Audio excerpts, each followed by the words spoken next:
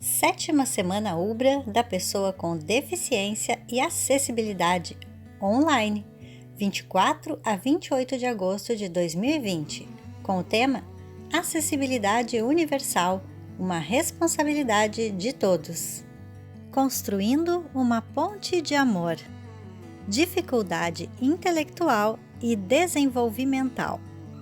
Olá, eu sou a professora Mara Lúcia Salazar Machado, trabalho no Núcleo de Apoio ao Docente e Discente NAD da UBRA e estou aqui hoje para compartilhar com vocês uma entrevista com a senhora Gessilene, que é mãe de uma aluna nossa que apresenta uma dificuldade intelectual e desenvolvimental.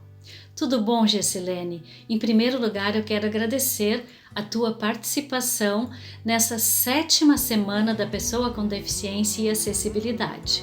E antes de te fazer a primeira pergunta, eu gostaria de ler o trecho de uma poesia que foi escrita por um jovem que apresenta o transtorno do espectro autista. E esse trecho diz assim: Construa-me uma ponte. Eu sei que você e eu nunca fomos iguais, e eu costumava olhar para as estrelas à noite e queria saber de qual delas eu vim, porque eu pareço ser parte de um outro mundo.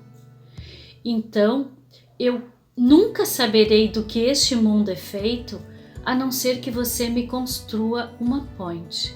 Construa-me uma ponte. Construa-me uma ponte de amor. E a partir desse trecho, eu te faço essa primeira pergunta. Como foi construir pontes para a tua filha junto à escola, junto a diversos segmentos sociais, junto à sociedade como um todo? Oi Mara, tudo bem? Bom poder conversar contigo, poder compartilhar um pouco aí das nossas vivências, né? Principalmente nessa semana que é tão importante para nós enquanto família. E trazendo a pergunta que tu me fez sobre pontes, como construir pontes, eu diria que são várias micropontes que a gente tem que ir construindo ao longo de uma caminhada, quando se trata de uma necessidade, quando se trata de um processo inclusivo no quesito de escola, né? E agora universidade. A Débora, ela não tem, de fato, um diagnóstico fechado. O que aconteceu com a Débora foi que, quando ela estava com uns 2 anos e meio para 3 anos, por aí, nós começamos a desconfiar do atraso de fala, que ela, apesar de se comunicar muito bem, apesar de se sociabilizar e interagir com as pessoas de forma muito tranquila, ela não pronunciava palavras que fossem compreensível no sentido da palavra mesmo, não fazia junção de palavras, não pronunciava frases, ela emitia sons que nós íamos decodificando e íamos vivendo. Mas quando chegou nessa época, nós procuramos uma fono, por recomendação da escolinha, que ela estava desde os 2 anos numa escolinha. Nessa avaliação, a fono pediu que nós fizéssemos também vários exames neurológicos e para isso tínhamos que consultar com uma neuropediatra, o que a gente fez. A neuro olhou os exames e nos disse que a Débora tinha múltiplas descargas elétricas na região frontal do cérebro, tanto direito como esquerdo, e que além disso ela tinha alguma lesão na substância branca do cérebro e que em função disso a Débora seria uma pessoa que em toda a sua existência apresentaria 50% de retardo em relação a tudo na vida. Isso foi realmente assustador e ali foi onde a gente teve que primeiro destruir algumas pontes para depois poder iniciar uma reconstrução de algo que nós nem sabíamos como. Nós só sabíamos que a gente tinha que ir atrás de alguma coisa e que nós não aceitávamos aquele diagnóstico, porque não era o que a gente enxergava na nossa filha. Isso totalmente isento de qualquer questão de preconceito, era algo que não encaixou. e aí fomos encaminhados para fazer tratamento numa clínica lá em Porto Alegre, uma clínica de foniatria. Nessa clínica foi feito também investigação das questões musculares e ali nós vimos que a Débora tinha também uma hipotonia muscular muito severa, o que dava para ela uma dificuldade com toda a questão de psicomotricidade fina.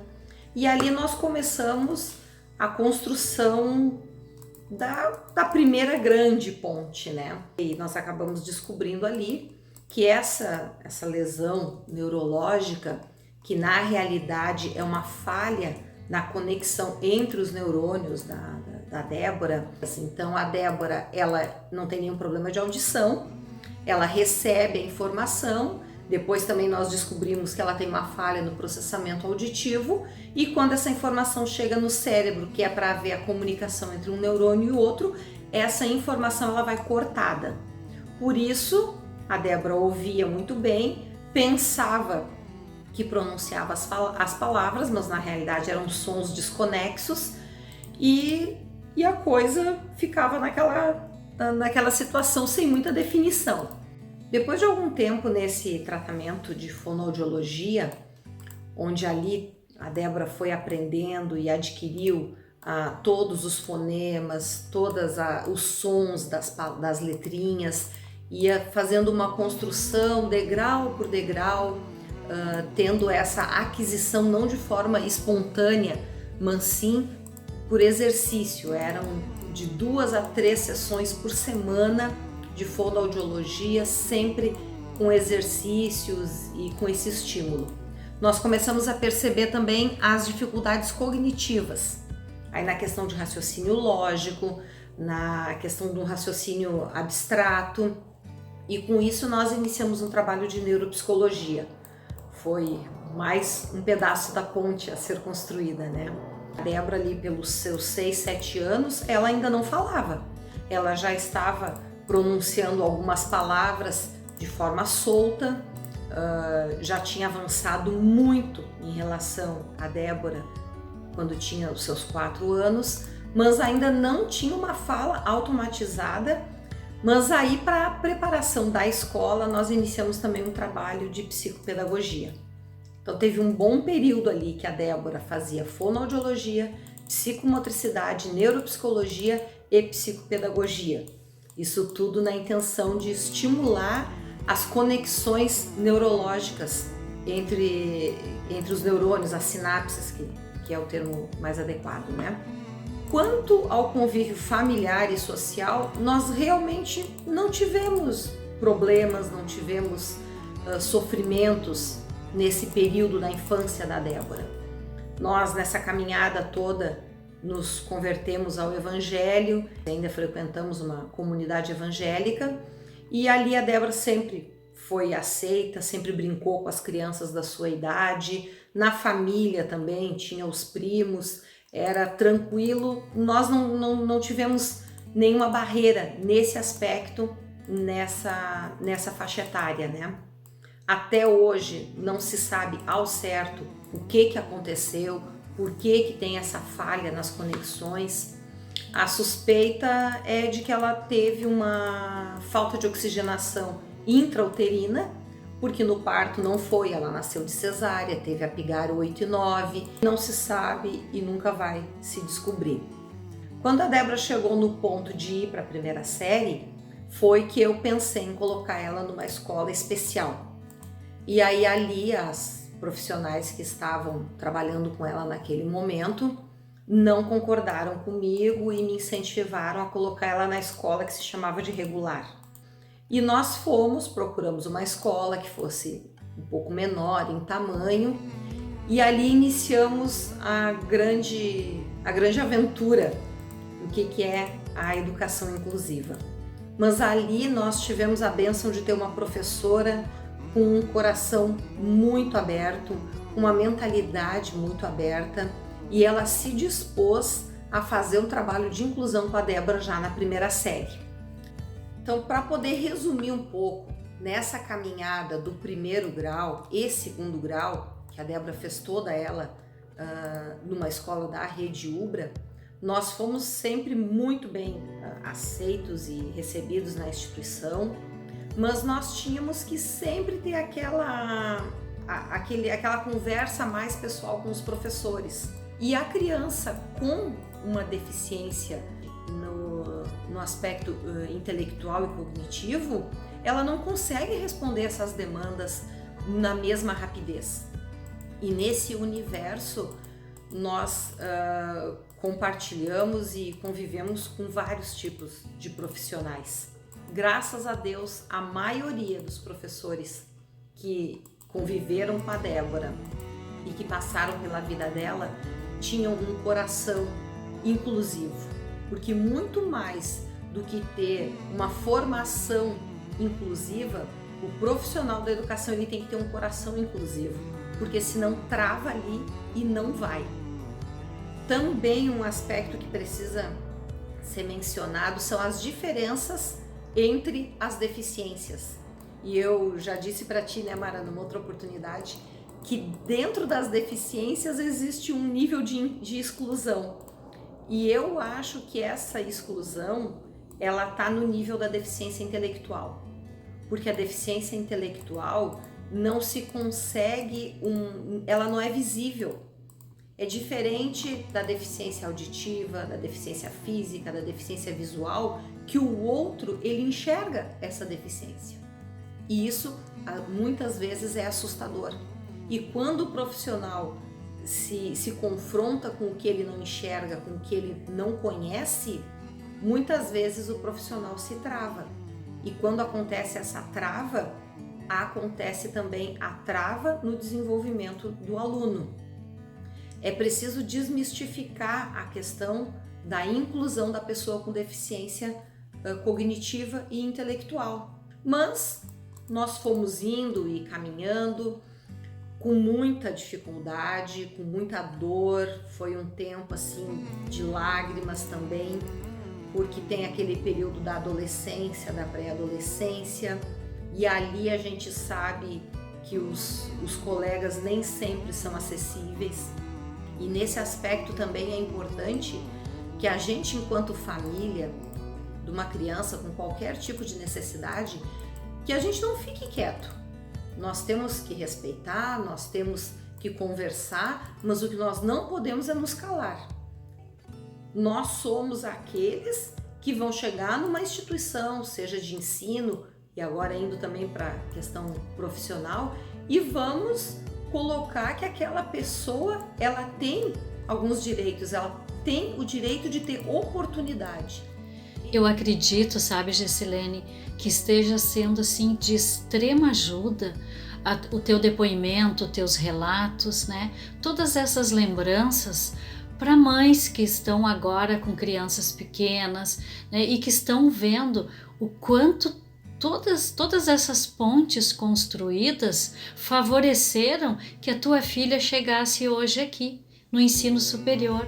Que sim, aquilo que o meu filho quiser, desejar fazer, a família vai estar em rede com outros segmentos sociais e que vão estar proporcionando, né, essas possibilidades, né? Porque uma criança que apresenta alguma dificuldade, ela tem tantas possibilidades, né, para se desenvolver, e que a sociedade precisa estar atenta para isso.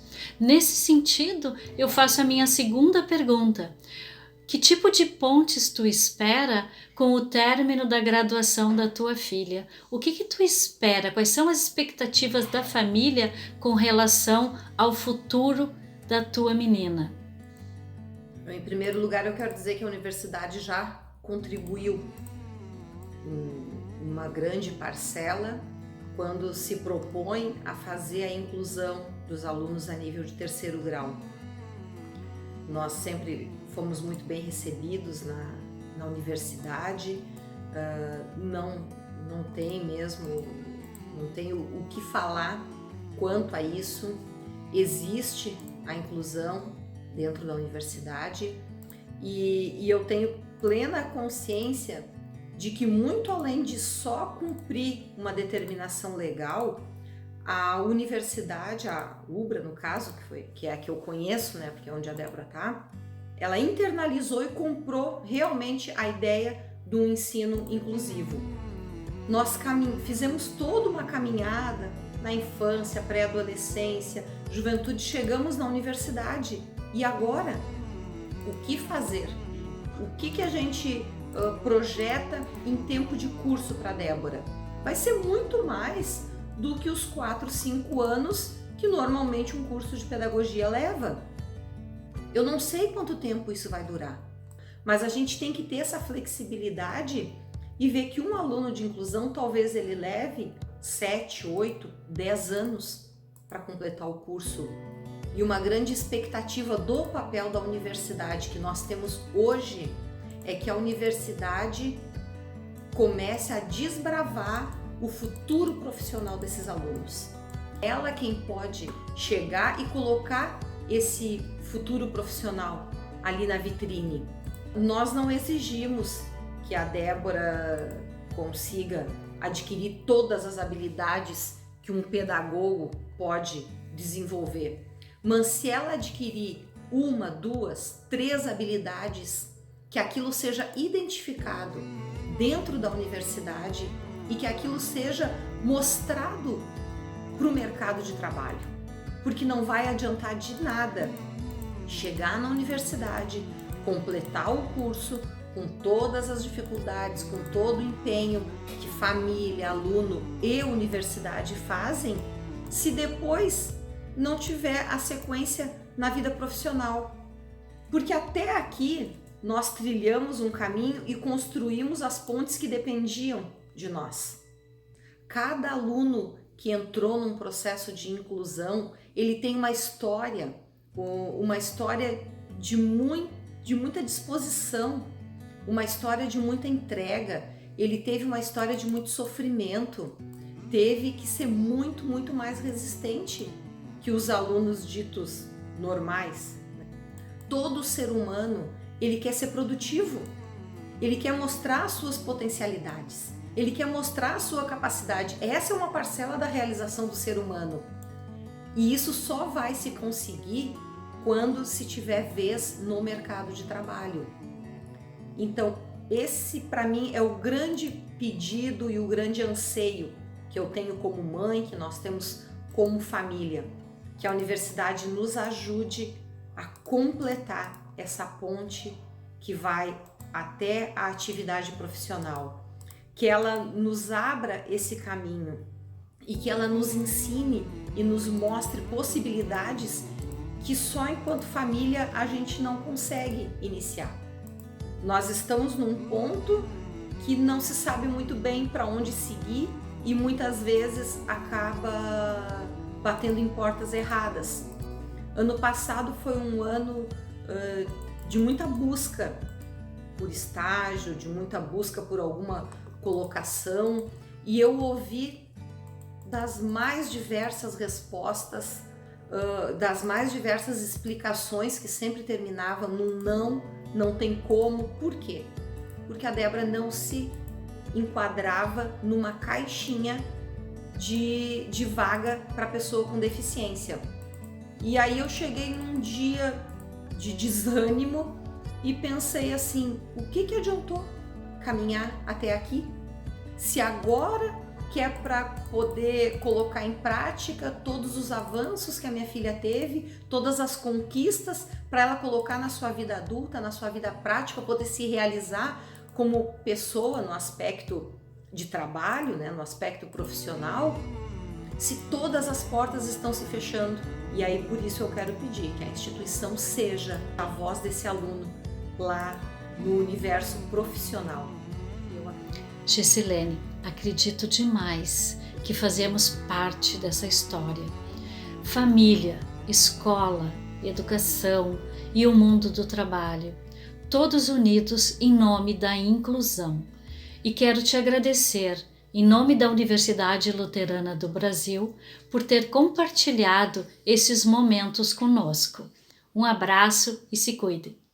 7ª Semana Ubra da Pessoa com Deficiência e Acessibilidade, online, 24 a 28 de agosto de 2020, com o tema Acessibilidade Universal, uma responsabilidade de todos.